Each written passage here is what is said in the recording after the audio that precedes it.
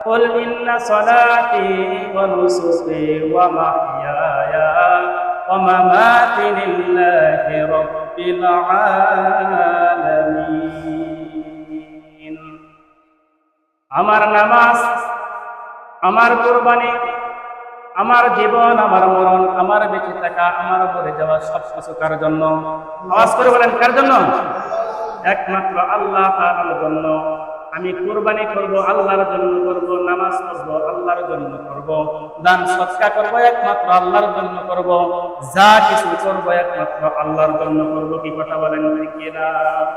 এই জন্য আল্লাহ রাব্বুল আলামিন তার কোরআনুল কারীমের ভিতরে বলেন, ফাসাল্লি লিরাব্বিকা ওয়ানহার, তোমরা নামাজ পড়ো এরপর কুরবানি করো। আগে কি? সবাই আওয়াজ করে বলেন, আগে কি করতে হবে? নামাজ পড়তে হবে, এরপর কুরবানি করতে হবে। নামাজ না পড়ে কুরবানি করলে কিন্তু কুরবানি কবুল হবে না। কি কথা বলেন ঠিক কিনা? কি বলেন, কুরবানি কবুল হবে? হবে না। যদি কুরবানি কবুল হতো তাহলে কেউ আর ঈদের নামাজ পড়ার জন্য মাঠে যাইতো না, সবাই আগে কুরবানি করতো। কি কথা বলেন ঠিক কিনা? কেউ মাঠের ভিতরে যাইতো না নামাজ পড়ার জন্য, আগে কুরবানি করে ফেলতো। এই জন্য আল্লাহ তাআলা বলেন, ফাসাল্লি লিরাব্বিকা ওয়ানহার, আগে নামাজ পড়ো এরপর কুরবানি করো। নামাজ না পড়ে কুরবানি করলে ওই কুরবানি কবুল হবে না। নামাজ আর কুরবানি একসাথে করলেন কেন? তার কারণটা কি? কারণ হলো নামাজ কিন্তু আল্লাহ তাআলাকে ছাড়া অন্য কোনো উদ্দেশ্যে করা যায় না। এই জন্য কুরবানি যদি করতে হয় আল্লাহর জন্য করতে হবে, অন্য কারো উদ্দেশ্যে কুরবানি কিন্তু করা যাবে না। কি কথা বলেন ঠিক কিনা? কুল ইন্না সলাতি ওয়া নুসুকি ওয়া মাহইয়ায়া ওয়া মামাতি লিল্লাহি রাব্বিল আলামিন। আমার নামাজ, আমার কুরবানি, আমার জীবন, আমার মরণ, আমার বেঁচে থাকা, আমার মরে যাওয়া সবকিছু কার জন্য? আওয়াজ করে বলেন, কার জন্য?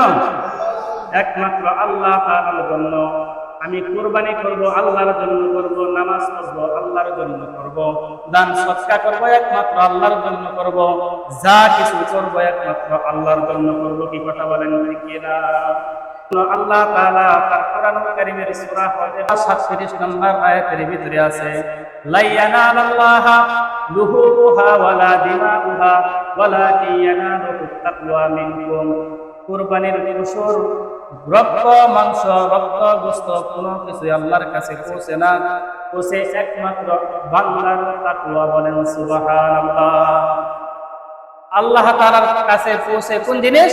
বান্দার তাকওয়া, বান্দার ইখলাস, যে বান্দা কোন নিয়তে কুরবানি করে। কি কথা বলেন ঠিক না? কুরবানি করলে লাভ কি? সাহাবায়ে কেরাম বিশ্বনবীর কাছে প্রশ্ন করলেন, ইয়া রাসূলুল্লাহ মা হাযিহিল আদাফি ইয়া রাসূলুল্লাহ, মা হাযিহিল আদাফি ইয়া রাসূলুল্লাহ, ইয়া রাসূলুল্লাহ কুরবানির তাৎপর্য কি? কুরবানি করলে লাভ কি? তখন সাহাবায়ে কেরাম যখন বিশ্বনবীর কাছে প্রশ্ন করলেন, তখন বিশ্বনবী সাল্লাল্লাহু আলাইহি ওয়াসাল্লাম বলেন, ক্বালা সুন্নাতু আবিকুম ইব্রাহিম। হে সাহাবীরা, কুরবানিটা হচ্ছে তোমাদের পিতা হযরত ইব্রাহিম আলাইহিস সালাতু ওয়াস সালামের সুন্নাত। বলেন সুবহানাল্লাহ। কুরবানিটা কি? হযরত ইব্রাহিম আলাইহিস সালাতু ওয়াস সালামের সুন্নাত। তখন বিশ্বনবী সাল্লাল্লাহু আলাইহি ওয়াসাল্লামের কাছে সাহাবায়ে কেরাম আবার প্রশ্ন করলেন, ক্বালু ফামা লানা ফিহা ইয়া রাসূলুল্লাহ, কুরবানি করলে লাভ কি? কুরবানি যে করব বুঝলাম এটা ইব্রাহিম আলাইহিস সালাতু ওয়াস সালামের সুন্নাত, কুরবানিটা করলে লাভ কি? সাহাবায়ে কেরাম যখন প্রশ্ন করলেন, ক্বালু ফামা লানা ফিহা ইয়া রাসূলুল্লাহ, কুরবানি করলে লাভ কি?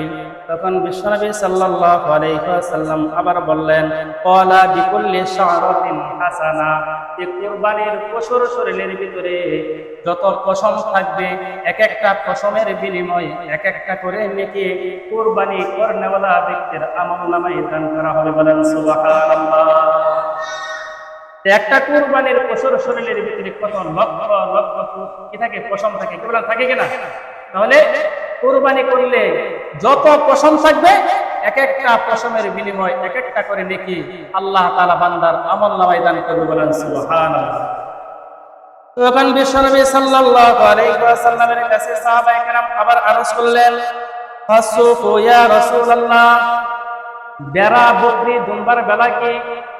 বেড়া বকরি দুম্বার বেলায় কি? সবাই তো আর উট গরু কুরবানি করতে পারে না, কি বলেন পারে? পারে না। তাহলে বেড়া দুম্বা বকরির বেলায় কি? তখন বিশ্বনবী সাল্লাল্লাহু আলাইহি ওয়াসাল্লাম বলেন, ক্বালা বিকুল্লি শারাতিন মিনাস সুফি হাসানা, যে বেড়া বকরির বেলাও তাই, তাদের শরীরের ভিতরে যত পশম থাকবে এক একটা পশমের বিনিময় একটা করে নেকি বান্দার আমলনামায় দান করা হবে। বলেন সুবহানাল্লাহ।